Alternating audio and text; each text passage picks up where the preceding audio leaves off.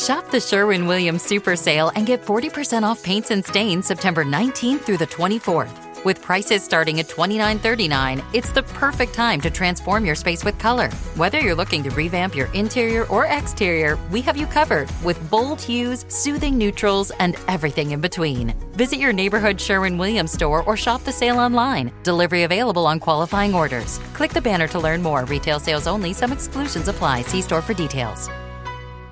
President Donald Trump of the United States, U.S. has announced plans to meet one-on-one with the President of China, Xi Jinping at Asia-Pacific Economic Cooperation, APEC meeting coming this November in South Korea, and according to President Trump, he had a phone call with President Xi to also pay a state visit to China early next year to discuss and find a possible solution to end Russia-Ukraine war, and the U.S. issue with the Chinese-owned social networking company, TikTok, that may face complete ban in the United States if agreement is not reached on December 16, 2025. That aside, the United States government is currently being considered as a pseudo-practitioner of free trade and free speech, and freedom of association. Some observers accused U.S. government of monopoly in the technology industry, that it wants to remain superior in the social networking business. Hence the U.S. government is demanding to own and control TikTok, trying to use all manners of manipulative and deceptive ways to force ByteDance to sell TikTok to Oracle and Silver Lake, among others, because of China government alleged control of TikTok algorithm and also allegedly having access to the data of US users. Interesting as it may be, in the aspect of trying to apparently abuse freedom of association, United States government under President Donald Trump has revoked and denied visa to Palestinian President Mahmoud Abbas and 80 other Palestinian authorities in order for them probably not being able to attend the United Nations General Assembly meeting to speak out their minds against Israel war in Gaza and other Palestinian territory. But other world leaders on Friday, in a vote of 145 against 5, permitted the Palestinian president Mahmoud Abbas to address the World Assembly via video call next week. China, as one of the biggest economies in the world, has been on loggerhead with its major trade rival, the United States, since 2018 during the first tenure of President Donald Trump, and its loggerhead with US has probably made China to maintain a strategic, pro-Russian position on the war in Ukraine, publicly claiming neutrality while allegedly providing essential economic and diplomatic support to Moscow. Reports indicated that Chinese officials privately admit that a Russian defeat would not serve Beijing's interests, which center on its geopolitical rivalry with the United States. Also, China's state-controlled media, Xinhua News Agency, People's Daily, China Central Television, which include China Global Television, China National Radio CNR and China Radio International CRI, some of them always using the prominent social networking platform in China, the Weibo social media, are frequently and apparently always amplifying Russian talking points, such as blaming and accusing the North Atlantic Treaty Organization, NATO, of expansionist agenda and the US for allegedly creating the conflict between Russia and Ukraine. On TikTok, as of September 2025, TikTok continues to operate in the US while its owner, ByteDance, negotiates a deal with American buyers to avoid a ban. The social networking app, which has since become one of the most used social media platforms in the world due to its favorable algorithm that challenged older existing social media platforms for low distribution of users' contents, was temporarily inaccessible in January 2025 following a Supreme Court ruling, but was restored after President Donald Trump delayed the ban. A key deadline is set for December 16, 2025, for a sale to be finalized. According to a close watcher, TikTok's US operations be severed from Chinese ownership. The per curiam opinion positioned the case as one of new technologies with transformative capabilities. In truth, the case, and the law it was ruling on, represents more than that. Regardless of how the implementation unfolds, the legal ban on Chinese ownership of social media apps operating in the United States is an inflection point in the US-China tech rivalry, with implications that extend beyond national security, data privacy, and the First Amendment. It signals a broader US strategy to counter China's technological influence across industries like semiconductors, artificial intelligence, AI, electric vehicles, and 5G. We learned that a framework deal has been reached that would give American investors control of 80% of TikTok, with Chinese firms retaining 20% ownership. Proposed buyers include Oracle, which already hosts TikTok's US data, and private equity firms like Silver Lake. It would be recalled that in April 2024, the US Congress passed a bipartisan law, signed by then-President Joe Biden, that requires Chinese parent company ByteDance to divest TikTok's US operations or face a nationwide ban. The law was prompted by national security concerns over potential Chinese government access to American users' data and its ability to influence the platform's algorithm. Wikipedia, in the summary of the China-US trade war, indicated that an economic conflict between China and the United States has been ongoing since January 2018, when US President Donald Trump began imposing tariffs and other trade barriers on China with the aim of forcing it to make changes to what the US has said are long-standing unfair trade practices and intellectual property theft. The first Trump administration stated that these practices may contribute to the US-China trade deficit, and that the Chinese government requires the transfer of American technology to China. In response to the trade measures, CCP General Secretary Xi Jinping's administration accused the Trump administration of engaging in nationalist protectionism and took retaliatory action. Following the trade war's escalation through 2019, the two sides reached a tense Phase 1 agreement in January 2020. However, a temporary collapse in goods trade around the globe during the COVID-19 pandemic, together with a short recession, diminished the chance of meeting the target. China failed to buy the $200 billion worth of additional imports specified as part of it.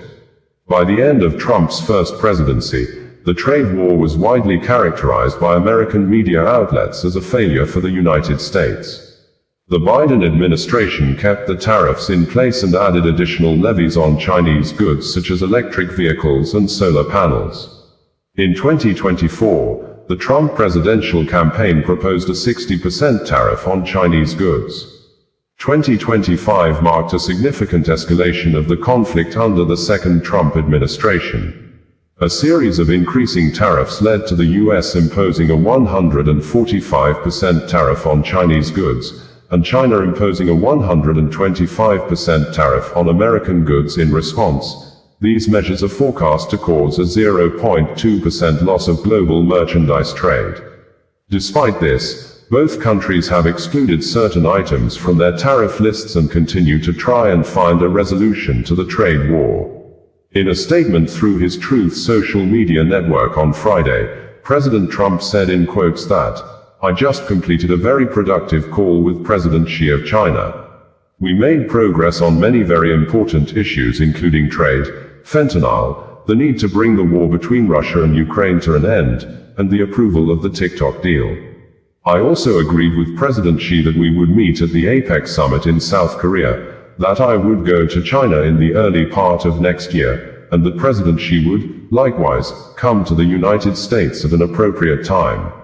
The call was a very good one. We will be speaking again by phone. Appreciate the TikTok approval, and both look forward to meeting at APEC." On US visa denial to Palestine President Mahmoud Abbas, it would be recalled that Mahmoud Abbas became the president of Palestine in 2005, and barely 2 years into his administration, the Hamas started governing the Gaza Strip after the Hamas took over the Palestinian Gaza Strip territory from the rival Fatah-ruled Palestinian Authority, PA, on the 14th of June 2007, until the current Israel war in Gaza that started since October 2023, during which Hamas appeared to have lost control of most of the territory.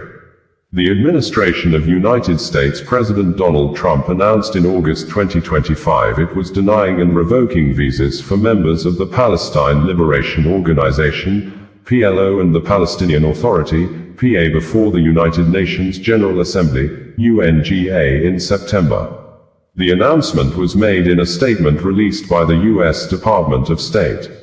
According to the statement, the Trump administration has been clear. it is in our national security interests to hold the PLO and PA accountable for not complying with their commitments, and for undermining the prospects for peace.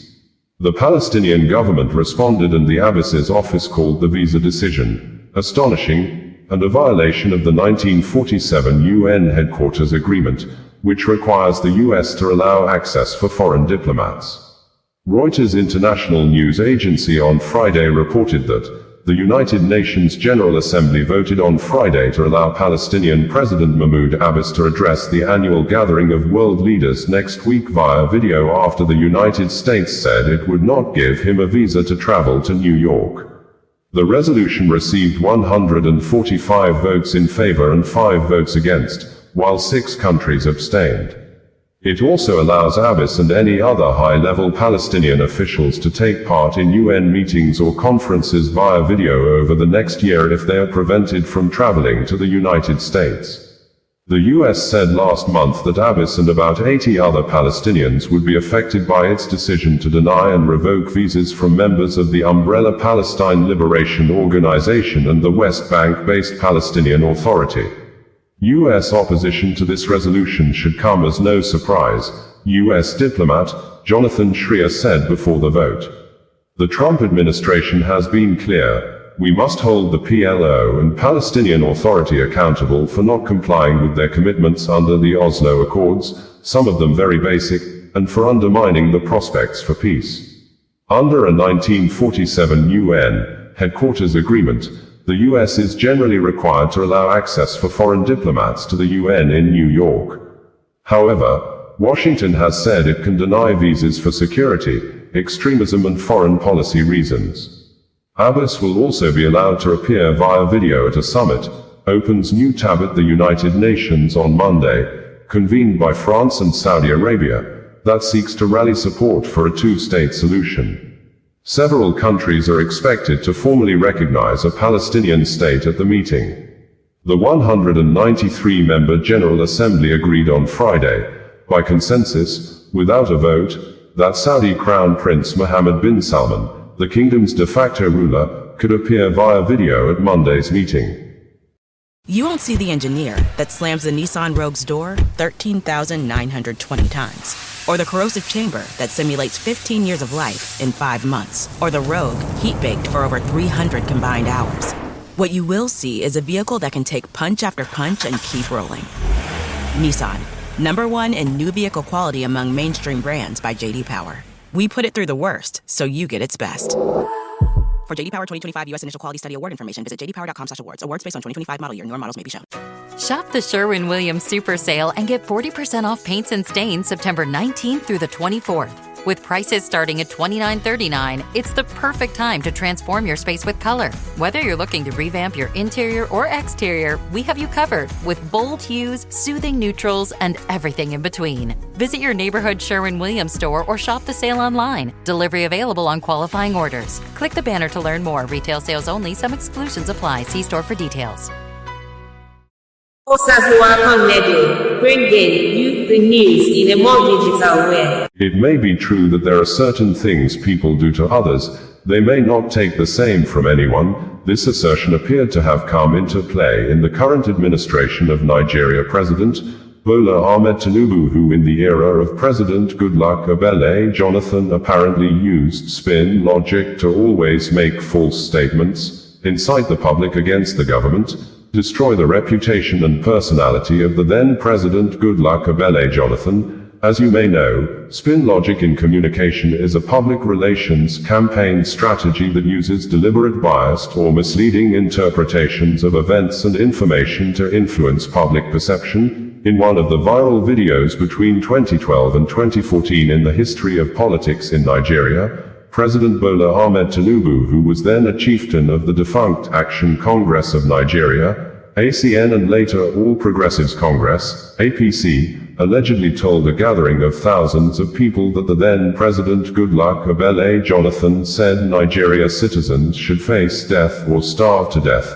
directly or indirectly saying that the then President Jonathan did not care about the well-being of his people. Till date, Tinubu has not shown any evidence to back up his claim that the people are hungry. President Jonathan said they should face death, and in some occasions, Tinubu called on the police not to attack protesters. Specifically, on November 29, 2013, Tinubu tweeted via Twitter, now X social media platform, that, "Police, do not attack protesters, your children are involved, your lives are involved, your children's future lie here," and urged millions of Nigerians to protest peacefully against the Jonathan-led government. And in one of the protests, Occupy Niger, allegedly sponsored by Bola Ahmed Tinubu, according to Reno Omokri, who was then a media spokesperson to Jonathan, the then President Jonathan's photo was placed on a coffin as a dead man, and the coffin was labeled RIP, meaning rest in peace. Also, in February 2011, as reported by Nigeria media, Tinubu described the then President Goodluck Jonathan as a drunkard sinking fisherman, a word that appears to falsely describe the then President Jonathan as a man that always take too much of alcohol to the extent of losing control of his behavior. But, under the same Tinubu, who is now the President of Nigeria, the State Security Service, SSS, also known as the Department of State Service, DSS, has filed a court case against Facebook and X social media companies over a post published separately on August 25 and 26, 2025 by a well-known human rights activist and anti-government critic, Omiyele Sowore, and his online media, Sahara Reporters, and in the 5-count charges, the DSS accused Omiyele Sowore of making defamatory or false statements against the person of President Bola Ahmed Tinubu for describing the president as a criminal after the president allegedly said there is no more corruption in Nigeria. In the legal battle, Omiyele Sowore has also gone to court to stop Facebook, X social media from deleting his posts, and sued the DSS for unconstitutional media censorship. The DSS in the suit marked FHC ABJ CR 484 2025 also joined Meta, the parent company of Facebook and X Corporation, as defendants at the Federal High Court in Abuja. The criminal charges filed and dated September 16 was filed by Mohammed Abubakar, Director of Public Prosecutions, Federal Ministry of Justice, after the DSS wrote to Facebook, X and Sowore to delete the post and deactivate Sowore account, but the parties appeared to have refused to honor the DSS requests. In the 5-count charge, Sowore, the publisher of Sahara Reporters, was alleged to have made a false claim against the person of the president by referring to him as a criminal. Sowore, the presidential candidate of the African Action Congress, AAC, in 2019 and 2023, in the charge is accused of contravening the provisions of the Cybercrimes Prohibition, Prevention, etc. Amendment Act, 2024.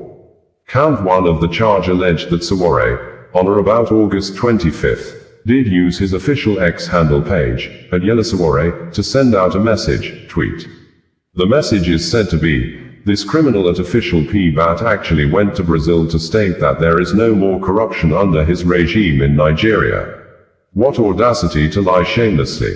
The message, which he knew to be false, was posted for the purpose of causing a breakdown of law and order in the country, especially among individuals who hold divergent views on the personality of the President and Commander-in-Chief of the Armed Forces of the Federal Republic of Nigeria, Bola Ahmed Tinubu, GCFR. The offense is said to be contrary to Section 24(1)(b) of the Cybercrimes Prohibition, Prevention, etc. Amendment Act, 2024, among other counts.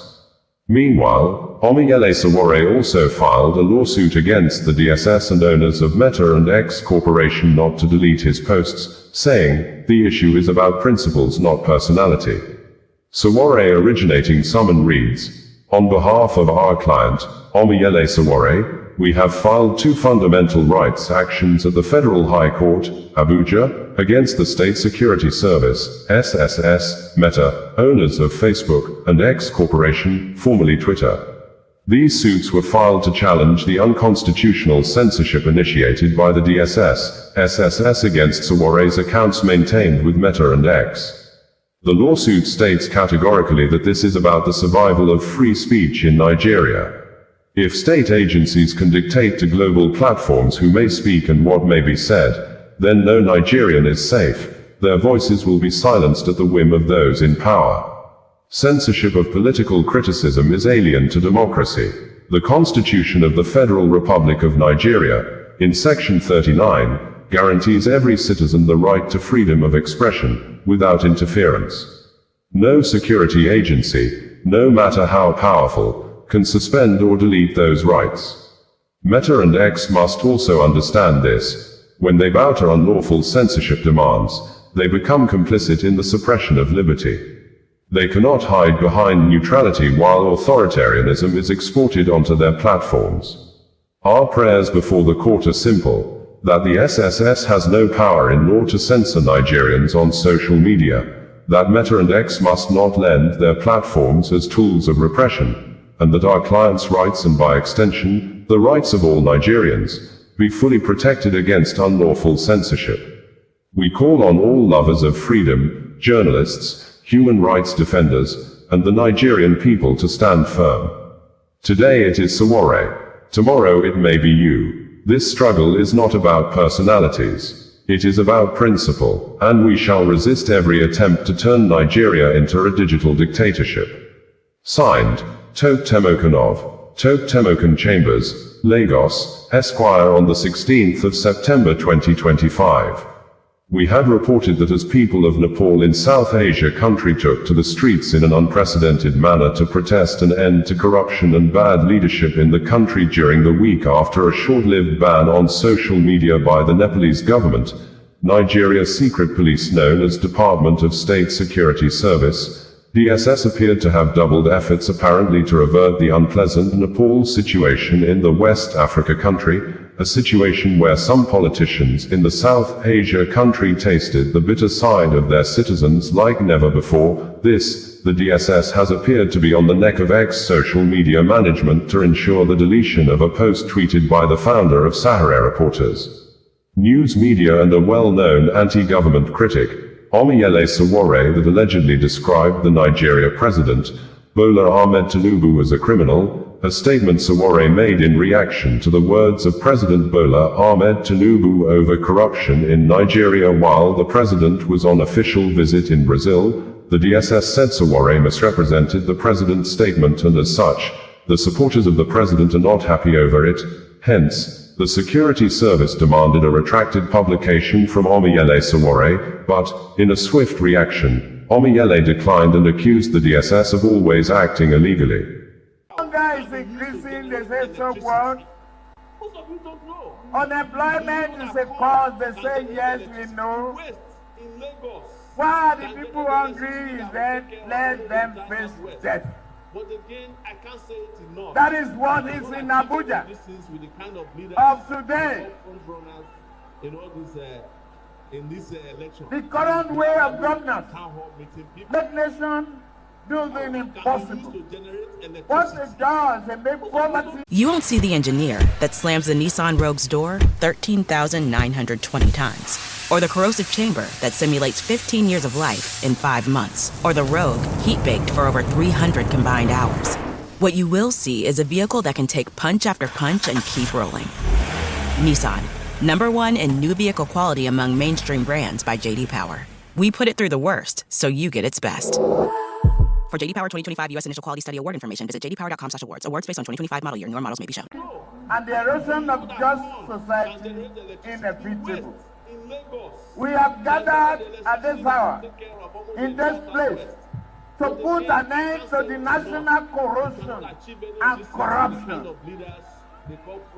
We have assembled here today to bring a new day and a new Nigeria to our people. Can be used to generate electricity. Today, the Nigerian people Do you know that corn are can generate decent electricity and waste? hardworking people. Osazuwa Radio, bringing you the news in a more digital way. As people of Nepal in South Asia country took to the streets in an unprecedented manner to protest an end to corruption and bad leadership in the country during the week after a short-lived ban on social media by the Nepalese government, Nigeria's secret police known as Department of State Security Services, DSS appeared to have doubled efforts apparently to avert the unpleasant Nepal situation in the West Africa country, a situation where some politicians in the South Asia country tasted the bitter side of their citizens like never before. The DSS has appeared to be on the neck of ex-social media management to ensure the deletion of a post tweeted by the founder of Sahara Reporters News Media and a well-known anti-government critic, Omiyele Sowore, that allegedly described the Nigeria president, Bola Ahmed Tinubu, as a criminal, a statement Sowore made in reaction to the words of President Bola Ahmed Tinubu over corruption in Nigeria while the president was on official visit in Brazil. The DSS said Sowore misrepresented the president's statement, and as such, the supporters of the president are not happy over it.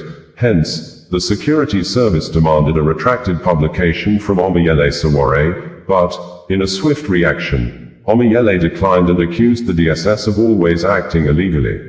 In a letter written during the week and addressed to the Director General of the Department of State Services, Omiyele said, "I acknowledge receipt of your letter, which you stealthily dumped with a security guard at the office of my attorneys in Abuja, addressed to Abubakar Marshall. I find your horrendous attempt at holding an unwarranted brief for the president not only insidious but fundamentally defective, flawed in principle, and absolutely unlawful. The State Security Service was not created as a security institution. The SSS, now self-styled as the DSS, began as the Department, Special Branch, an office established in 1948 and initially located in the Office of the Inspector General of Police. It was later renamed the National Security Organization, NSO, but on June 5, 1986, the federal military government issued Decree No. 19, dissolving the NSO and unbundling it into three entities: the SSS for Domestic Intelligence, the NIA for External Intelligence and Counterintelligence, and the DIA for Military-Related Intelligence. While the NIA and DIA largely kept faith with their mandates, the SSS under successive Director Generals has consistently acted bullishly, illegally, and unlawfully, serving as a ready tool of oppression for dictatorial regimes bent on breaking rules and repressing the rights of the Nigerian people. Thus, it is no surprise that you have once again resumed repressive hostility against me. In 1993, while I was student union president at the University of Lagos, policemen abducted me from the university gate during a peaceful pro-democracy protest. I was taken to your Lagos office after being driven around with my head tucked under a seat. From Awolowo Way in Ikoyi, I was detained unlawfully for weeks at the notorious Inter-Center near Ikoyi Cemetery. It took several days of lecture boycotts to force your hand to release me without charges. Again, in January and June 1996, during and after my National Youth Service Corps in Yola, Adamawa State, your men detained me and later transferred me to the Nigerian Air Force Base, where I was held in hand and leg chains for over a week before release, again without charges. My NYSC discharge certificate has been denied to me to this day because of your unlawful detention. In August 2019, DSS agents invaded my hotel room, abducted me, and detained me for months over trumped-up allegations of treasonable felony, money laundering, and cybercrime. It was your first attempt to falsely accuse me of insulting a sitting president. That failed, as did every other false accusation advanced against me by the government through the SSS and police. During that period, you flouted several court judgments. Most disgracefully, your men invaded a federal high court presided by Justice Ijeoma Ojukwu to abduct me even after bail conditions were met. To this day, you continue to refuse to obey two court judgments ordering the return of my confiscated properties, including several mobile phones and payment of damages. You and your ilk have dragged me through unscrupulous abuse and gross violations of rights for decades without remorse. In 2021, during the inglorious Buhari years, your agency propped up a sham group, the Incorporated Trustees of Global Integrity Crusade Network, to sue Sahara Reporters and me on behalf of the criminally minded Attorney General of the Federation, Abubakar Malami, San. They prayed the court to compel me and others to pay Malami 2 billion nairas for alleged trauma and emotional stress caused by Sahara Reporters publications in July 2020. In his judgment, Justice Obiora Egwuatu awarded 100,000 nairas against the litigants, affirming the argument of our attorney, Marshal Abubakar, that they had no right to sue on Malami's behalf, just as you have no right to act as proxy for President Bola Ahmed Tinubu. Defamation, the judge reminded, is a personal tort. The AGF should have gone to court himself if he felt defamed. It is elementary that only the person defamed can sue. Therefore, your attempt to demand a retraction is an incompetent and unlawful attempt to hold the president's brief. Section 22 of the 1999 Constitution requires the press to uphold the government's responsibility and accountability to the people. Section 39 guarantees every citizen the right to freedom of expression, to hold opinions, and to receive and impart information without interference. Article 9 of the African Charter on Human and People's Rights provides the same.